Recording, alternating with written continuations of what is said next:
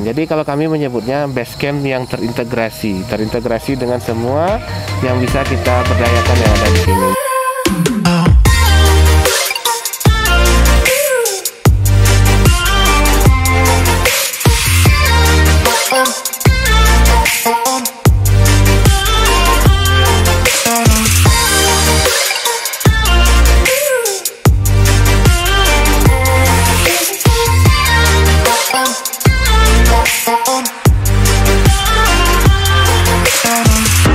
Assalamualaikum Nusana Parekraf, bertemu lagi di channel Dinas Pariwisata edisi Malapak, Muatalama Pariwisata dan Ekonomi Kreatif.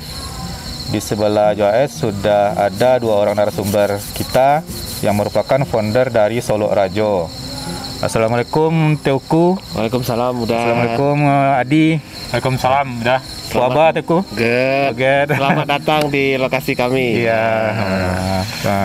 Apa kabar Adi? Sehat Bang. Sehat. Sebelum kita lanjut tentang Solo Rajo, bisa diceritakan sedikit tentang apa itu Solo Rajo? Mungkin ketua yang lebih siapa dulu? Ketua ya. Ya. Solo Rajo itu adalah sebuah koperasi. Kita berbentuk koperasi produsen serba usaha Solo Rajo.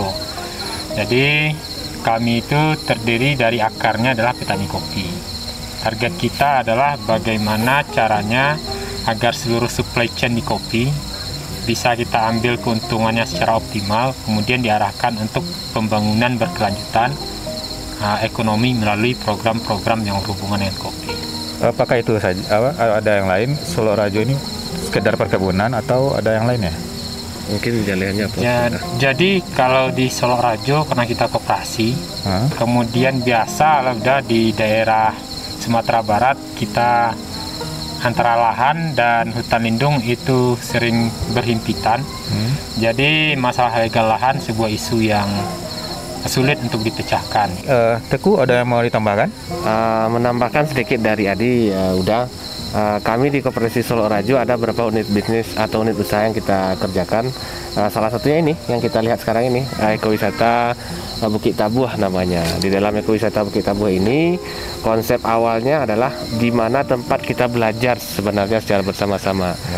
Plusnya kita juga bisa berwisata sekaligus minum kopi di coffee shop ya dia. Benar sekali. Jadi ada produk, ada pendidikan, dan ada wisata. Iya, tepat sekali ya. Satu. Dan jangan lupa kita juga menyelipkan atau memasukkan unsur-unsur budayanya ya. Ada budaya. Jadi ada budayanya. Jadi bukan hanya kita bagaimana caranya melihat perkebunan, bagaimana hilirnya kopi, tapi bagaimana perkebunan dan pariwisata ini dengan budaya lokal yang ada di sini. Gitu, bisa dilihat tunjukkan sekaligus. Iya. Inspirasi membuat Solo Rajo ini dari mana? Kalau itu tepatnya ketua juga tuh. Ketua, tolong dijelaskan. Inspirasi. Apa ya inspirasinya? Atau kenapa dulu misalnya tamat kuliah mungkin bisa? Awalnya karena saya berlatar belakang pertanian juga. Pertanian, ya. Kemudian berpikir apa yang bisa kami lakukan untuk kampung kami. Ya, kebetulan ada kopi. Jadi kita mulai dari kopi, setelah berkumpul ternyata butuh wadah. Akhirnya dibangun koperasi. Karena mungkin bertanam memang sebuah usaha, cuman pemasaran adalah hal yang utama. Benar. Jadi Adi membantu masyarakat lokal dalam memasarkan kopi yang mereka hasilkan ya. Benar sekali. Kemudian dari segi wisatanya itu inspirasi dari mana?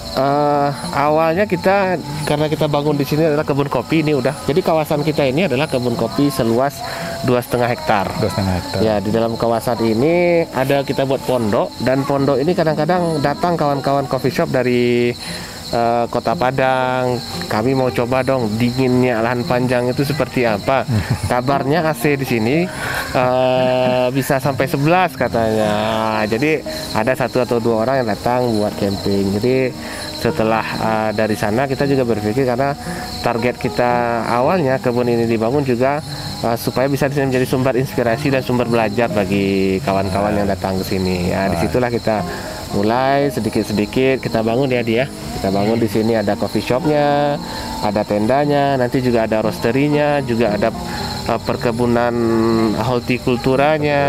Jadi selain kopi ada yang lain ya? Ada yang lain. Jadi kalau kami menyebutnya base camp yang terintegrasi dengan semua yang bisa kita berdayakan yang ada di sini. Jadi kawan-kawan juga nanti bisa melihat ada peternakan sapinya, ada kambingnya, tapi itu mimpi kita lah ya untuk nanti ke depan jangka panjang. Benar, insya Allah. Blueprintnya sudah dikerjakan dari sekarang. Baik, untuk lahan ini apakah dibeli atau warisan atau ada yang lain ya?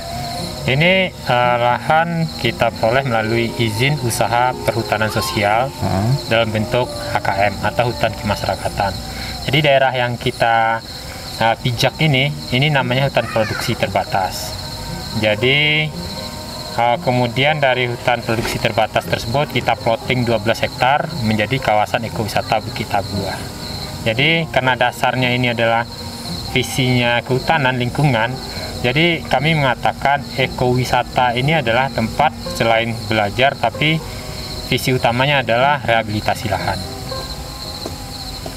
Baik, kalau tadi Adi backgroundnya pertanian, kalau Teguh?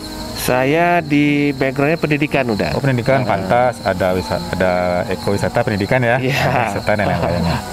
Kalau kami bisa mengatakan begini, komposisi yang ada di Solo Raja itu bisa dikatakan saling melengkapi dan saling mengisi. Karena kami yang ada di sini semuanya latar belakang pendidikannya juga berbeda-beda. Ada yang tamat sekolah dasar hingga ada yang jurusan yang berbeda-beda pula ya dia. Selagi kawan-kawan mau belajar, selagi kita mau bersama-sama membangun, kenapa tidak? Semuanya bisa kita rangkul bersama-sama untuk membangun. Asal mau bekerja bisa. Asal mau bekerja. Benar. Dalam membangun sebuah usaha pasti ada tantangan dan kendala. Nah, bisa diceritakan sedikit apa kendala dalam awal membangun Solo Rajo ini?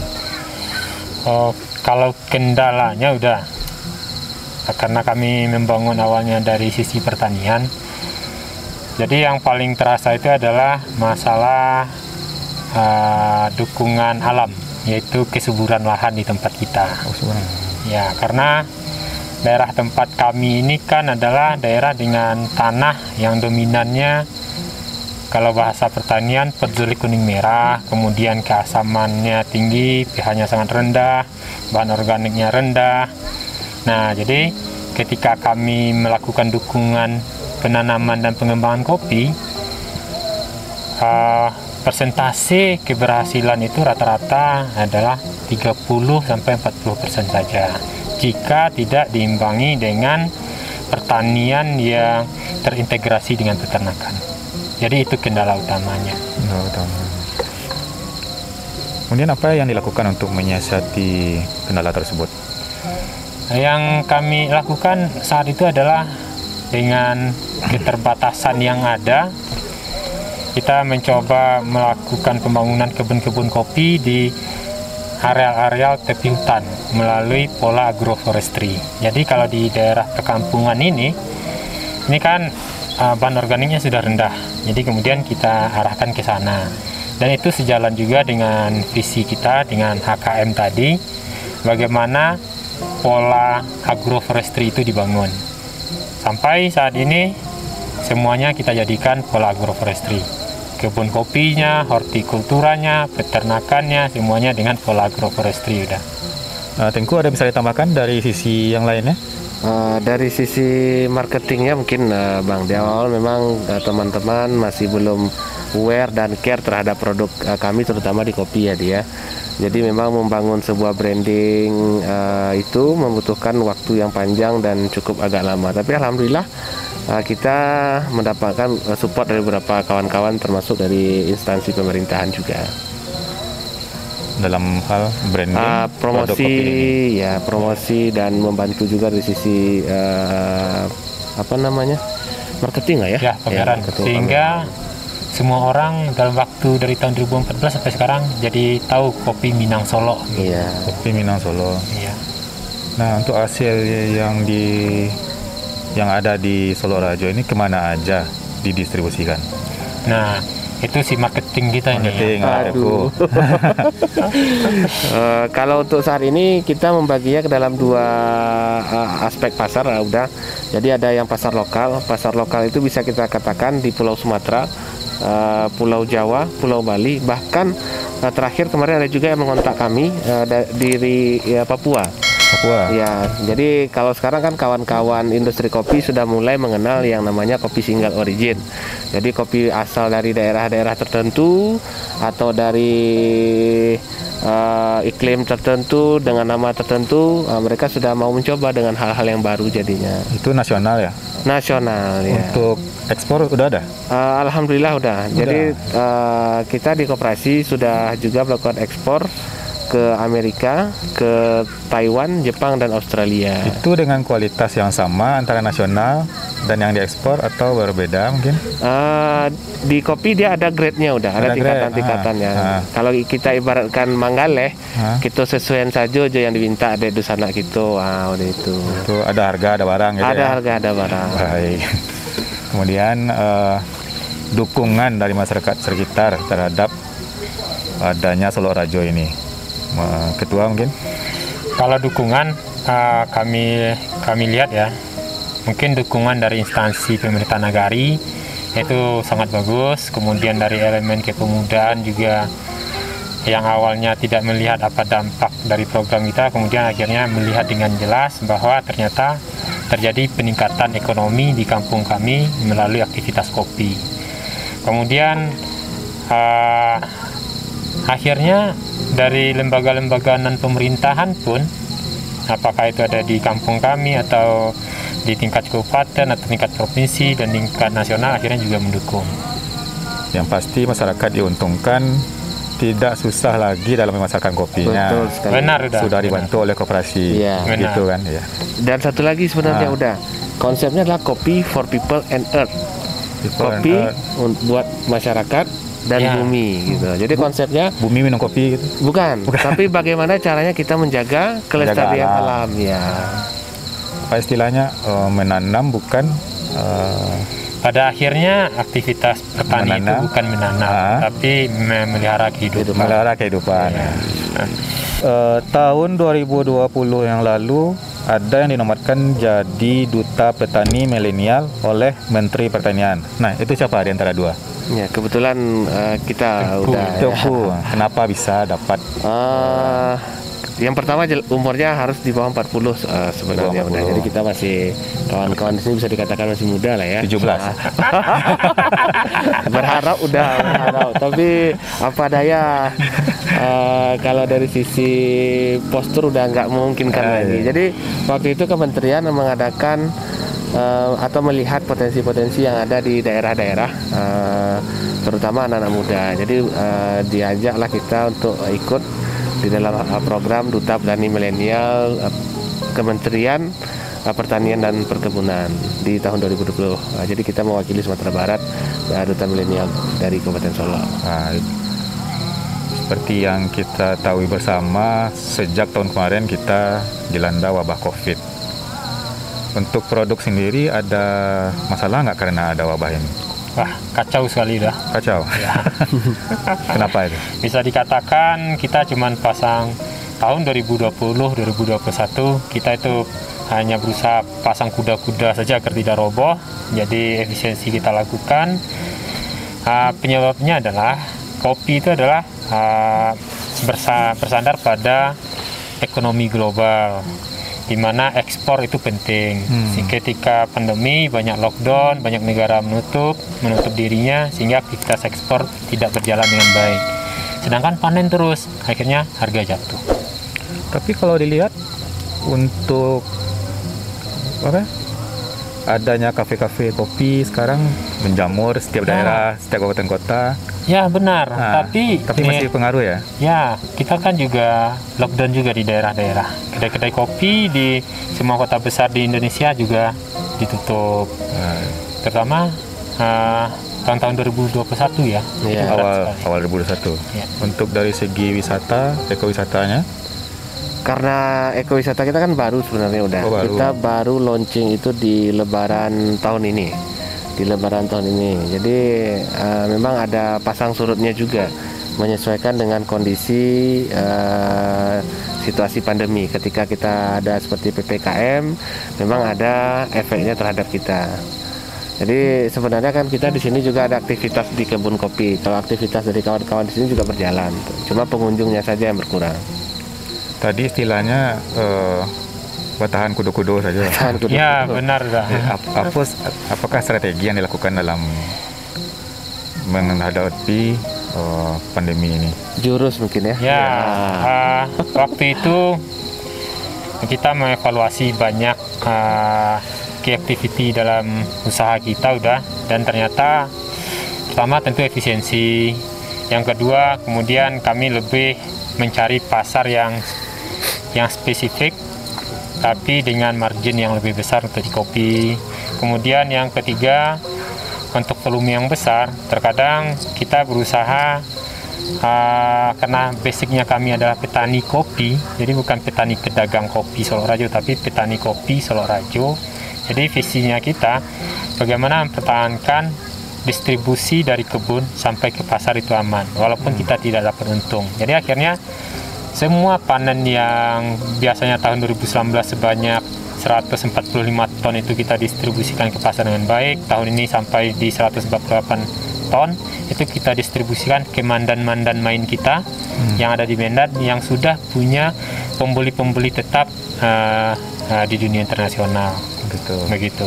Jadi itu untuk mengamankannya. Nah, kemudian belajar dari pandemi ini, karena dari 680 orang anggota binaan dari Solok Rajo, itu hampir 70%-nya petani hortikultura atau sayur-sayur udah.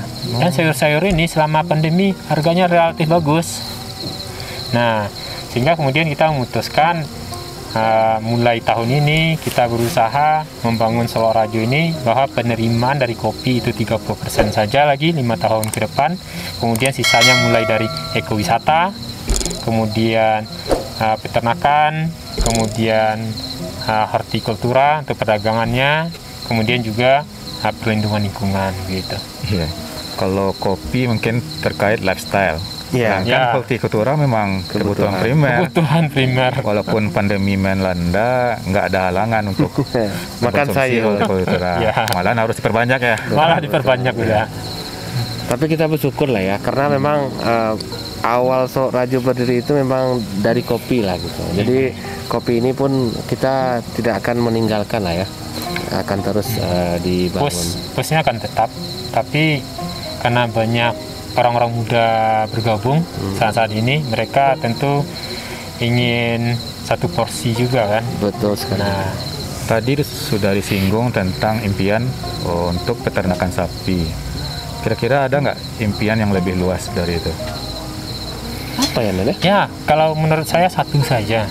Sekarang Solok Rajo itu banyak didukung oleh Rabo Foundation namanya. Itu adalah lembaga keuangan dari bank koperasi petani di Belanda, luar negeri. Jadi kami berharap kami bisa menyerap semangat dan visi mereka, sehingga Solok Rajo ini juga bisa menjadi koperasi yang besar yang kemudian bisa mengisi mendukung semua aktivitas hidup dari anggotanya, seperti layaknya koperasi yang membangun Rabobank di Belanda tersebut. Kemudian terkait produk kopi, apakah jenis yang dihasilkan oleh Solok Rajo adalah jenis yang khas, yang berbeda dengan negara lain atau gimana? Nih orang marketing itu yang tahu. Baik, udah. Sebenarnya kita di Koperasi Solok Rajo ada beberapa hal di awalnya kita fokuskan. Yang pertama itu kita masih menjual kopi itu dalam bentuk green bean atau produk setengah jadi udah. Jadi saat ini trennya kawan-kawan warung kopi atau coffee shop itu mereka membeli green bean atau barang biji kopi yang masih mentah untuk dikirimkan ke warung kopi mereka. Di warung kopi mereka ini nanti mereka sangrai. Setelah mereka sangrai, ya baru mereka olah, baru mereka sajikan kepada penikmat-penikmat kopi. Yang bagusnya saat ini adalah kopi bukan hanya sekedar minuman penyegar saja, akan tetapi sekarang kawan-kawan sudah mulai atau konsumen sudah mulai agak tertarik dengan hal-hal misalkan seperti di mana ditanamnya, proses pasca panennya seperti apa. Ternyata di mana ditanam dipengaruhi oleh unsur mineral yang ada dalam tanah dan cuaca di daerah tersebut ditanam sedikit banyak mempengaruhi dari cita rasa si kopi tadi. Jadi kalau kita katakan kopinya tetap sama arabikanya karena karakteristik di setiap daerah berbeda-beda. Kawan-kawan kita atau penikmat kopi ini juga mau menikmati, mau merasakan lah ya, dari daerah ini seperti apa, dari daerah ini seperti apa, dari daerah ini seperti apa.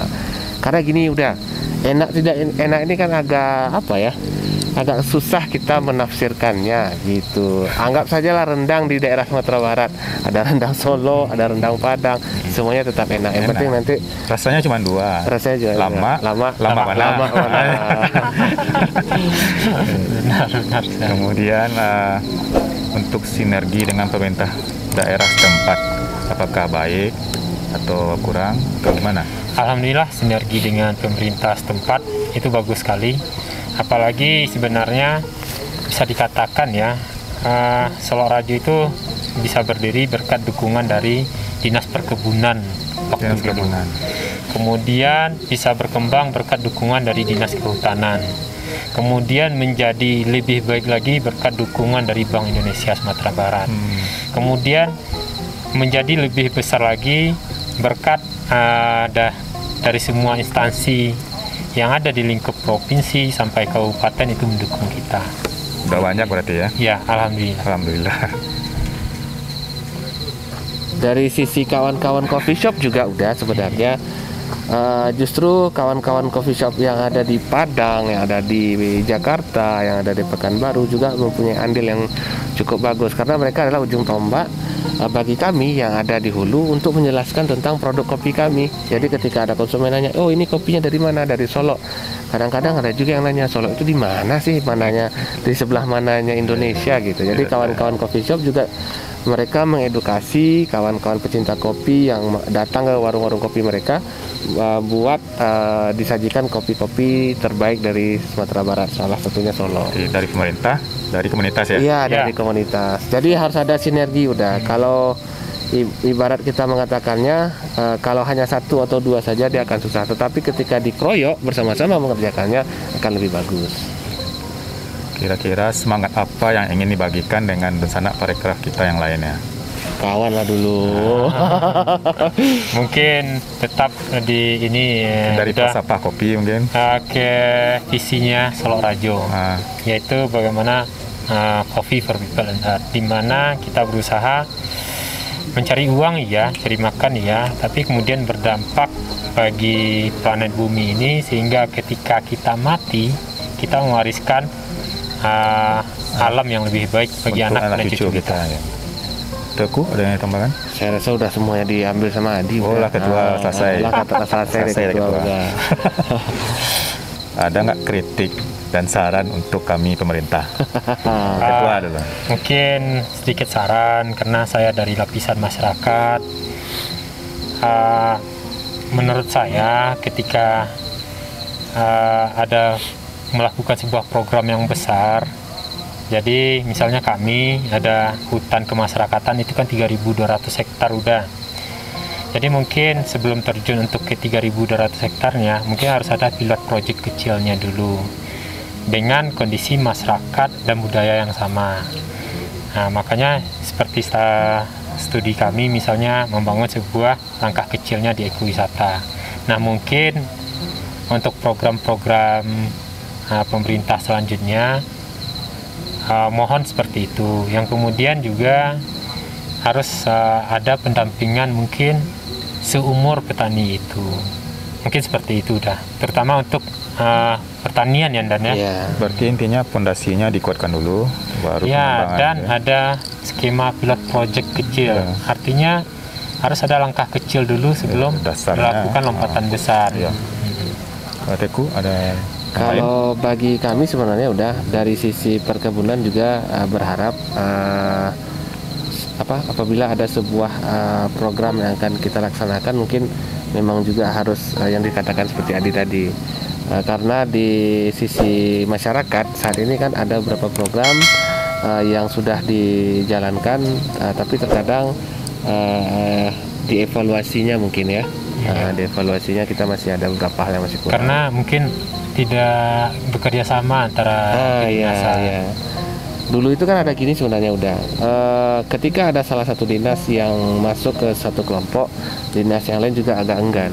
Tapi berbeda saatnya seperti kita contohkan sekarang, ketika kami di Solok Rajo semua dinas masuk, percepatannya itu luar biasa. Lebih terasa. Jadi luar biasa. Kita berharap kelompok tani yang lain atau koperasi yang lain memperoleh dukungan seperti kami juga, di mana semua dinas berkenan masuk dan mendukung tanpa ada ini cuma pekerjaan dinas ini saja.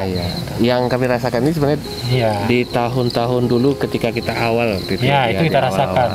Tapi saat ini justru kita melihat ketika semua dinas bergabung menjadi satu kekuatan, ibaratnya Power Ranger. Jadi kita lebih kuat jadinya. Kalau dulu kan kita hanya istilah satu nih. Jadi kalau sisi kemampuan satu instansi atau satu dinas itu akan sangat terbatas jadinya. Jadi kami sebenarnya sekarang bersyukur ya dia, ketika semua dinas dan instansi terlibat dalam hal membangun Solok Rajo. Jadi mungkin bisa jadi diadopsi di tempat-tempat yang lainnya nanti udah. Untuk yang lain ya. Untuk yang lain. Karena di sini yang penting di sini udah ya. Yang di sini sudah. Dan dimatangkan udah. Dan dimatangkan. Diperbesar lagi. Iya. Baik, terima kasih Toku Adi atas waktunya. Sama-sama udah. Ada sedikit kenang-kenangan dari kami. Waduh. Mohon diterima. Terima kasih. Mantap udah. Ini. Wah, Taste of Padang, Dinas Pariwisata Provinsi Sumatera Barat. Mantap. Terima kasih udah. Terima kasih banyak udah. Baiklah Dunsanda Pariwisata, hidup itu seperti minum kopi. Pahit memang, namun jika tahu cara menikmati akan jadi sesuatu yang menyenangkan. Pandemi bukan alasan untuk menyerah. Tetap kreatif, tetap berkarya. Toku dan Sarwa masuk. Hah? Sarwa masuk tadi. Oh ya. Saya Joas, Toku dan Adi undur diri dulu. Wassalamualaikum warahmatullahi wabarakatuh. Salam pariwisata, salam kreatif, salam Piti Masuk.